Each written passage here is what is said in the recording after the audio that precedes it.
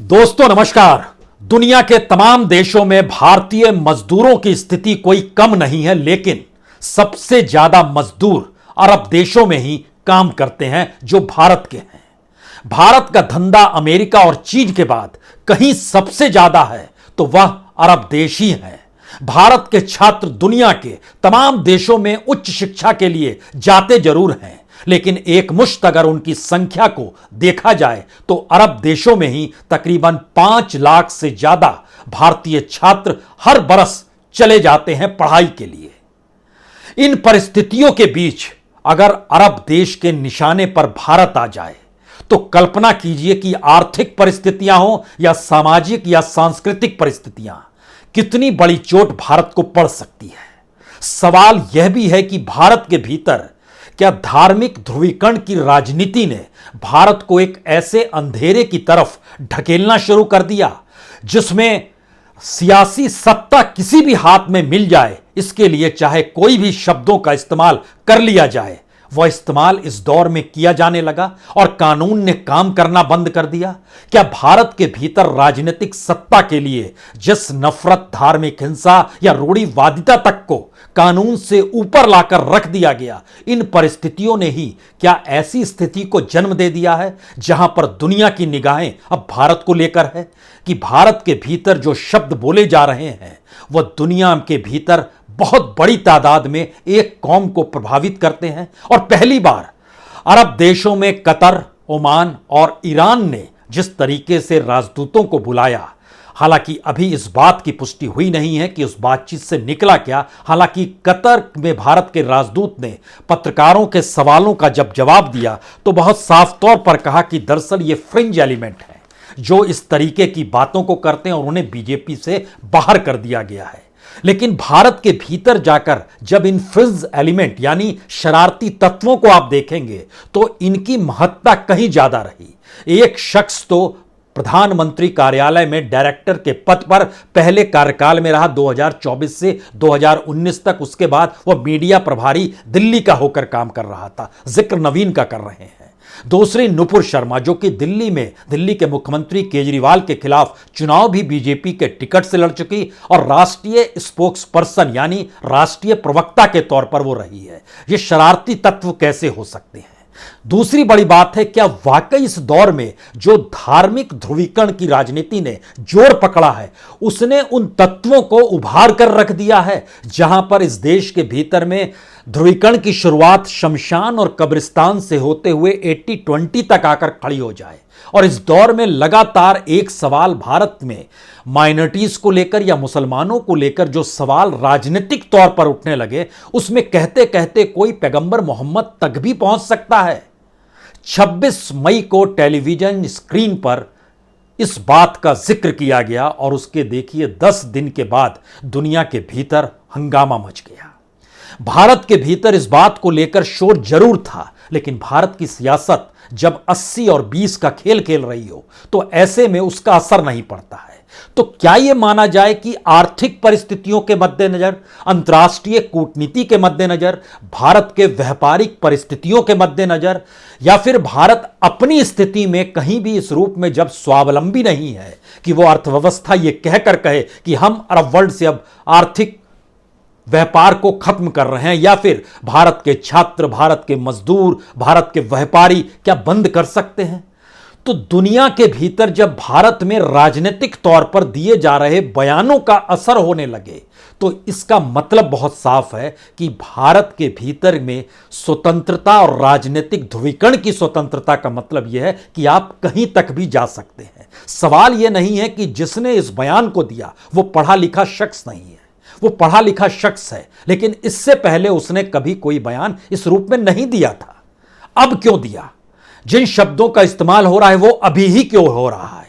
ये सारे सवाल परेशान करने वाले हैं, क्योंकि कतर में जब दोहा में बुलाया गया भारत के राजदूत ने तो भारतीय दूतावास की प्रतिक्रिया पत्रकारों के सामने जो आई, उन्होंने जानकारी दी कि दोनों देशों के राजदूतों के बीच बैठक हुई जिसमें धार्मिक शख्सियतों पर भारत के व्यक्तियों के जरिए आपत्तिजनक टारगेट पर चिंता व्यक्त की गई।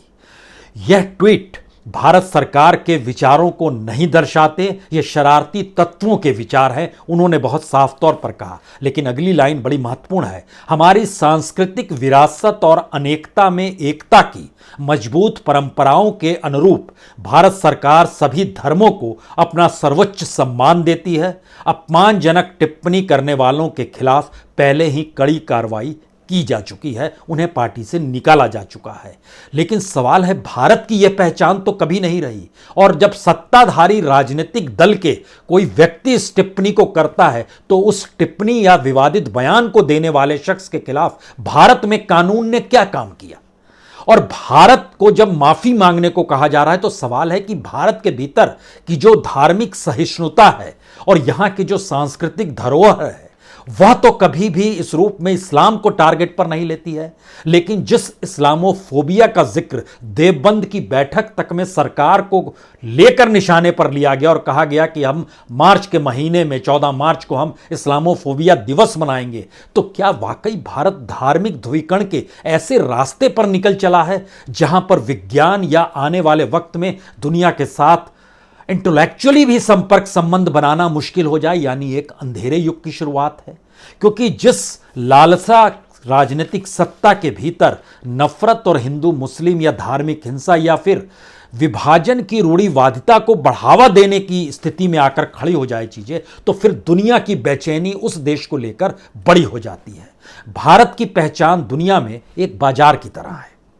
भारत के बाजार पर अगर असर पड़ेगा तो भारत की ढहढहाती इकोनॉमी में यह एक पत्थर के ऊपर लगी हुई उस कील के तरीके से होगा जो आखिरी कील ना साबित हो जाए। तो क्या भारत के सामने यकीनन एक मुश्किल सवाल आकर खड़ा हो गया है। एक तरफ राजनीतिक लाभ के लिए ऐसी परिस्थितियों को खड़ा करना है, दूसरा ऐसी परिस्थितियां कहां तक चली जाएगी इस पर रोक पाने की स्थिति आप खुद नहीं खड़ा कर पा रहे हैं। और यह बेचैनी दुनिया के अब अगर इस्लामिक देशों में या फिर अरब देशों के भीतर खड़ी हो गई है तो जरा समझिए कि भारत का जुड़ाव इन देशों के साथ कैसे है और यह भारत के लिए कितना मुश्किल सबब है कि अगर आपने राजनीतिक तौर पर भारत को ध्रुवीकरण के धार्मिक ध्रुवीकरण के आश्रय बांटने का प्रयास जारी रखा तो आज एक निकला है, कल 4 और निकल कर आ जाएंगे, क्योंकि वो मानकर चलते हैं राजनीतिक सत्ता के पास सत्ता इसीलिए है क्योंकि वह इन बयानों को महत्व देती है, कानून को रोक देती है कि इन्हें आप बोलने दीजिए। क्या ऐसी परिस्थिति है? इन सारे सवालों के बीच जरा एक चीज समझ लीजिए कि भारत दुनिया का तीसरा नंबर का देश है जहां सबसे ज्यादा मुस्लिमों की तादाद है, लेकिन उसके बावजूद भी उन मुस्लिमों की हैसियत पार्लियामेंट या विधानसभाओं में नगण्य के बराबर है। पार्लियामेंट के भीतर सत्ताधारी राजनीतिक दल में कोई मुस्लिम सांसद नहीं है। विधायकों की फहरिस्त में देखिएगा आपको नहीं मिलेंगे जो सत्ताधारी बीजेपी का विधायक हो। भारत की यह पहचान तो नहीं है जो दुनिया के भीतर भारत को लेकर आक्रोश है। इसका मतलब यह है कि मौजूदा वक्त में जो भी राजनीतिक सत्ता होती है वही भारत को दुनिया के सामने रख रही होती है, उसके विचार ही भारत के विचार होते हैं और भारत के प्रधानमंत्री ही दुनिया के सामने भारत की अगुवाई करते हुए शख्स के तौर पर होते हैं। सवाल है कि भारत के प्रधानमंत्री पार्टी के हैं या इस देश के हैं। वो पार्टी सत्ताधारी होकर सिर्फ अपने एजेंडे के लिए है या हिंदुस्तान के लिए है। ये सारे सवाल एक झटके में उभर कर सामने आ गए हैं। और शायद इसीलिए समझिए इंडोनेशिया में लगभग 23 करोड़ मुसलमान हैं, पाकिस्तान में 21 करोड़ मुसलमान है, उसके बाद भारत ही आता है 20 करोड़ मुसलमानों की तादाद, बांग्लादेश तक में 15 करोड़ है, ईरान में लगभग 8.25 करोड़ मुसलमान रहते हैं। ये सारी परिस्थिति बताती है। तो सवाल सिर्फ इस दौर में तेल का नहीं है। हालांकि तेल भारत में मैक्सिमम तेल इराक से आता है, उसके बाद अमेरिका से आता है, नाइजीरिया से आता है, चौथे नंबर पर सऊदी अरब से आता है, फिर यूएई से आता है। यानी मिडिल ईस्ट से लगभग 50% से ज़्यादा भारत तेल क्रूड ऑयल आयात करता है। तो क्या भारत ये कह सकता है कि हम क्रूड ऑयल लेना कल बंद कर देंगे तो आपकी इकोनॉमी पर असर पड़ेगा? अगर इंटरनेशनल इकोनॉमी के मद्देनजर समझिए तो इस बात को समझना होगा कि यूएई दुनिया में सबसे ज्यादा तेल एक्सपोर्ट करता है, लगभग 16.3%। अमेरिका भी इतना नहीं करता है, अमेरिका सिर्फ 5.71% करता है पूरी दुनिया में। भारत तेल कहां से लेगा जब भारत ने अपनी एनर्जी के वैकल्पिक स्थितियों को खड़ा ही नहीं किया है। असल सवाल यही है, भारत की अर्थव्यवस्था अगर मजबूत होती, भारत का एजुकेशन सिस्टम अगर मजबूत होता, भारत के भीतर रोजगार की परिस्थितियां अगर मजबूत होती, भारत के लोगों को भारत में रहते हुए जिंदगी बेहतर नजर आ रही होती, जो लोग भारत छोड़कर चले जाते हैं वो भारत छोड़कर क्यों जाते। और जब स्किल्ड और अनस्किल्ड मजदूरों की भी तादाद जो अरब वर्ल्ड में फैली हुई है, तो पहले सिर्फ केरल के लोग जाते थे, लेकिन आज की तारीख में उत्तर प्रदेश और बिहार दूसरे और तीसरे नंबर पर आता है, जहां पर लो स्किल्ड के लेबर बड़ी तादाद में अरब देशों में है। तो क्या वो लौटेंगे तो भारत की राजनीति पर असर डालेंगे? और भारत की राजनीति जिस 80-20 के भीतर जाकर फंस गई और धार्मिक ध्रुवीकरण की राजनीति को ही एक महत्वपूर्ण हथियार बना लिया गया, क्या उसका असर अब अंतर्राष्ट्रीय तौर पर दिखाई देने लगा है? और इस तरीके के वक्तव्य और बयान क्या आने वाले वक्त में कोई नहीं देगा? या ऐसी चीजों के आसे जब शमशान और कब्रिस्तान का जिक्र खुले तौर पर भाषणों में होने लगे, राजनीतिक सत्ता और लोकसभा चुनाव और प्रधानमंत्री पद के दावेदार के जरिए इन बातों का जिक्र होने लगे, तो यह कोई आसान बात नहीं है कि इस देश के भीतर में धार्मिक ध्रुवीकरण की राजनीति को कौन रोकेगा, कैसे रोकेगा, कहां तक रोकेगा, क्योंकि राजनीतिक सत्ता चाहिए। लेकिन अगला सवाल आइए उस धंधे पर जिस धंधे ने भारत के भीतर बेचैनी पैदा कर दी। अगर भारत के सामानों का बायकॉट होने लगा तो क्या स्थिति आ जाएगी? इसको इस रूप में समझिए कि एक्सपोर्ट जो भारत करता है अरब वर्ल्ड के भीतर में, उसके अलग अलग देशों के भीतर में, अमेरिका के साथ भारत का धंधा 119 बिलियन डॉलर का है, चीन के साथ यह धंधा तकरीबन 114 बिलियन डॉलर का है, 115 बिलियन डॉलर, और अरब देशों के साथ भी लगभग 115 बिलियन डॉलर का है। इसको आंकड़े को इस रूप में समझिए कि भारत का कुल धंधा जो एक्सपोर्ट इंपोर्ट का चलता है वो 79 लाख करोड़ का है, 89 लाख करोड़ का है भारत का धंधा, 79 लाख करोड़। उसमें से 27 लाख करोड़ सिर्फ अमेरिका, चीन और अरब देशों के साथ है, और तीनों लगभग एक बराबर है। यानी कुल एक्सपोर्ट इंपोर्ट का जो धंधा भारत करता है उसमें तीनों देश चाइना, अमेरिका और अरब देश को एक साथ हमने जोड़ दिया है। उसमें हालांकि UAE, south Africa, Qatar, Oman, इन सबको बांटते चले जाइएगा तो अलग अलग निकल कर आएगा, लेकिन यूएई के साथ हमारा बहुत जबरदस्त है व्यापार।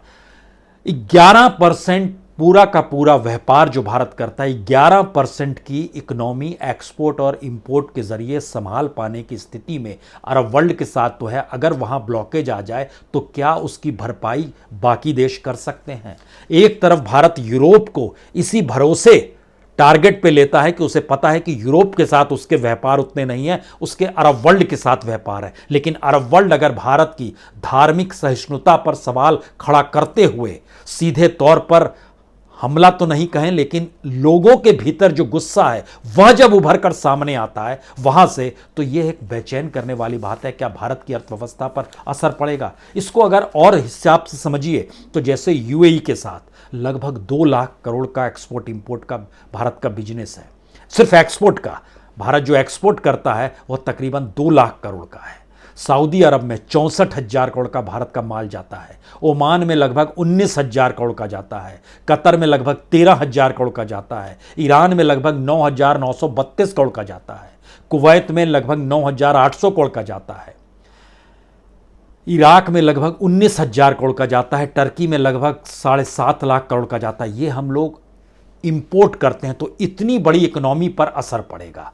हमारे यहां वहां से मामला आता भी है, यानी हम इंपोर्ट भी जो करते हैं वह कितनी बड़ी तादाद में है। एक्सपोर्ट की तुलना में भारत इंपोर्ट वहां से कम करता है, सिर्फ एक तेल को लेकर इंपोर्ट करता है। यूएई 43,000 करोड़, सऊदी अरब 27,000 करोड़ ये भारत इंपोर्ट करता है, कतर में 11,000 करोड़, कुवैत में 9,000 करोड़, ओमान में 5,083 करोड़, टर्की में 1,97 बिलियन डॉलर, इतना 1,97,000 यानी 2 लाख करोड़ रुपया का लगभग भारत इंपोर्ट करता है वहां से। इंपोर्ट और एक्सपोर्ट की परिस्थितियों में क्या ऐसी स्थिति आ सकती है जब आर्थिक प्रतिबंध की परिस्थिति विचारों के जरिए आने लगे? अगला सवाल है कि कितनी बड़ी तादाद में यहां पर भारतीयों की मौजूदगी है। एनआरआईज जो पैसा लेकर गए हैं वह भी Iran, Iraq, Kuwait, Oman, Qatar, Saudi Arab, United Arab Emirates में फैले पड़े हैं। जो बिलियनियर्स पिछले 8 बरस में 8 लाख से ज्यादा देश को छोड़कर गए हैं, उसमें बड़ी तादाद जो है इस अरब वर्ल्ड में चले गए, उसमें भी यूएई को उन्होंने चुना है।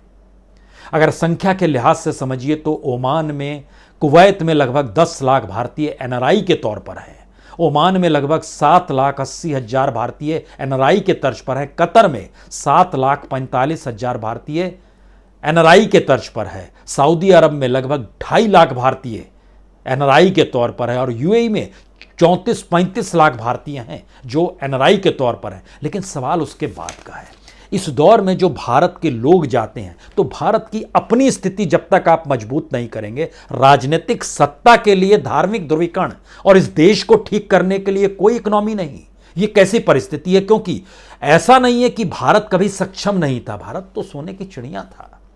लेकिन इन सब के बावजूद भी 85 लाख मजदूर यूनाइटेड अरब अमीरात, सऊदी अरब, कुवैत, कतर, ओमान और बहरीन में काम कर रहे हैं मौजूदा वक्त में जो भारत के हैं। और जब कोविड आया था ना, उस वक्त जो लोग वहां से निकल कर आए थे माइग्रेंट, उनकी जो संख्या थी वह 1,75,000 थी।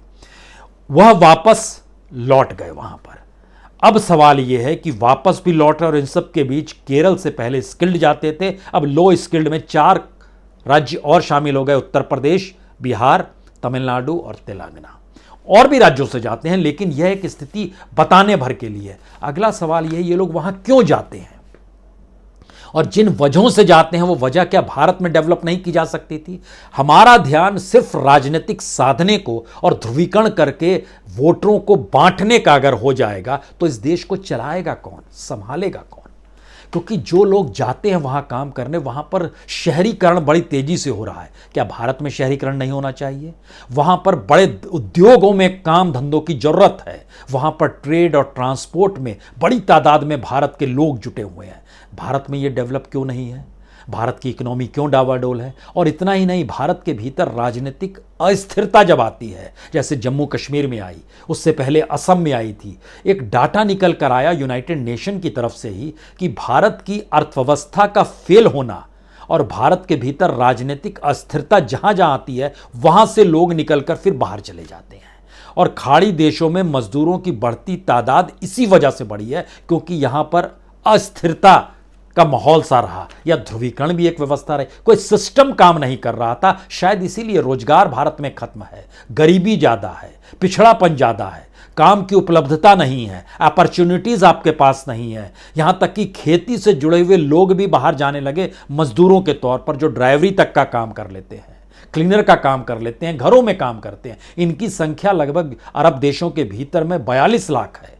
इस तरीके से इनकी मौजूदगी है। अब वहाँ पर एजुकेशन बेटर है तो बच्चे भी यहाँ से वहाँ जा रहे हैं पढ़ने के लिए, जो अपर मिडिल क्लास तक के बच्चे हैं। बाकी तो अमेरिका और ऑस्ट्रेलिया जो महंगी शिक्षा है वहाँ चले जाते हैं, यहाँ भी जा रहे हैं। और यहाँ पर ऐसा नहीं है कि अब आप सोचिए यूएई जैसी जगह में वो भारत से एजुकेशन के क्षेत्र में कितना आगे, हम क्यों नहीं डेवलप हो पाए?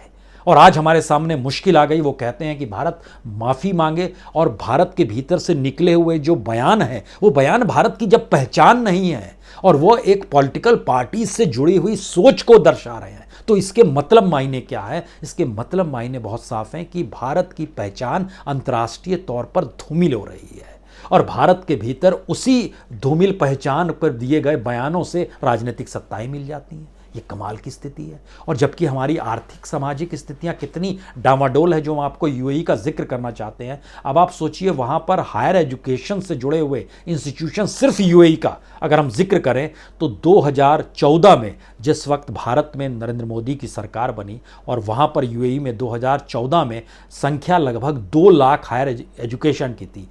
2020 का डाटा बतलाता है 2,60,000, यानी 60,000 एजुकेशन इंस्टीट्यूशंस वहां पर डेवलप हो गए। Sharjah university, Abu Dhabi university, Khalifa university of science and technology, Al Hasan university, America university जो शारजा और दुबई में है, अजमान यूनिवर्सिटी, दुनिया के टॉप मोस्ट यूनिवर्सिटीज़ के साथ इनका तालमेल है। और दुनिया के 4 अलग अलग शहर जो खासतौर से यूएई में है, उनकी पहचान दुनिया के तौर पर है, दुबई, शारजा, अजमान और अबू धाबी। एजुकेशन के लिहाज से हम कह रहे हैं। तो सवाल है कि भारत से बेहतर माहौल एक्सीलेंस एकेडमिक एस्पेक्ट में हो, रिकॉग्निशन आपको दुनिया भर में मिल रहा हो, वर्ल्ड क्लास रिसर्च में इनका नाम आ गया हो, इनोवेशन नए तरीके से डेवलप हो रहा हो और अपॉर्चुनिटी बढ़ती चली जा रही हो, तो भारत के लोग जो अरब वर्ल्ड से जुड़ रहे हैं और अरब वर्ल्ड के भीतर भारत को लेकर जो गुस्सा पनपा है, तो भारत की पहचान तो ऐसी थी ही नहीं कभी, इस दौर में ही निकल कर आ गई। तो क्या यह राजनीति भारत में बदल जाएगी, या दुनिया का दबाव भारत में राजनीति को बदल देगा, या फिर राजनीतिक सत्ता पहली महत्वपूर्ण परिस्थिति होती है? इसमें यह कोई मायने नहीं रखता है कि हां, दुनिया के भीतर भारत को लेकर या अरब वर्ल्ड में भारत को लेकर अगर आक्रोश है, और जिस धार्मिक स्वतंत्रता की रिपोर्ट अमेरिका के जरिए निकल कर आई, उस धार्मिक स्वतंत्रता की रिपोर्ट पर भारत ने चोट भी की, कूटनीतिक तरीके से चोट की, लेकिन सवाल फिर वही है, ये सारी परिस्थितियां पहले क्यों नहीं थी, इस दौर में ही क्यों निकल कर आई? इस दौर में ही भारत की राजनीतिक सत्ता आंतरिक तौर पर पार्लियामेंट और विधानसभाओं में मजबूती के साथ उभर कर आई है। यानी भारत में जो विविधता में एकता का जो सवाल था, उसने भारत की राजनीतिक सत्ता में धार्मिक ध्रुवीकरण के जरिए उसको एक राजनीतिक ताकत दे दी।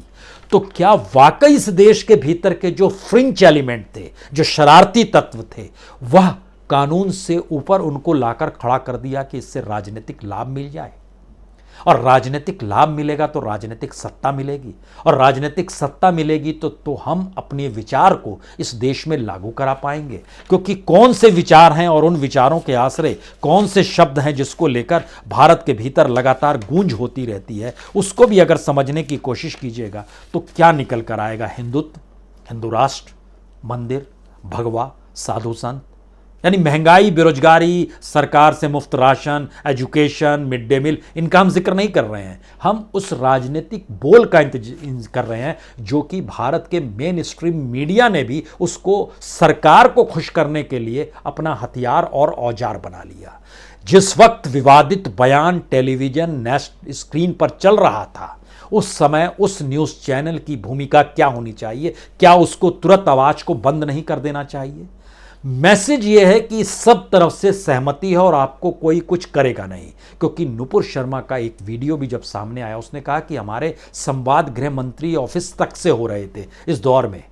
तो यानी भारत सरकार भी कानून से ऊपर उस फ्रिंज एलिमेंट को लाकर स्थापित कर रही है, जो फ्रिंज एलिमेंट इससे पहले अगर इस तरीके से बात करते तो वो जेल में होते, लेकिन मौजूदा वक्त में वो धार्मिक ध्रुवीकरण के आश्रय राजनीतिक सत्ता का निर्माण करते हैं या उसमें मजबूती दे देते हैं। लेकिन सवाल ये है कि भारत इतना स्वावलंबी और आत्मनिर्भर तो हो जाए, हर क्षेत्र में परिपक्व तो हो जाए, जब किसी भारतीय को भारत छोड़कर जाने की जरूरत ना पड़े, रोजगार हो, आर्थिक स्थितियां अनुकूल हो, मेडिकल सिस्टम यहाँ का ठीक हो, भारत के भीतर के इंफ्रास्ट्रक्चर में डिग्री लेकर छात्र निकले तो उसके सामने रोजगार के तमाम अपॉर्चुनिटीज़ हो, इस देश में इंडस्ट्री का प्रोडक्शन इतना ज़्यादा हो कि दुनिया में भारत की मांग मानी जा रही हो, एक्सपोर्ट भारत का बढ़ा है, लेकिन भारत का इंपोर्ट उससे ज़्यादा बढ़ गया है। यानी भारत दुनिया में इस दौर में कहीं ज़्यादा आश्रित हो गया है।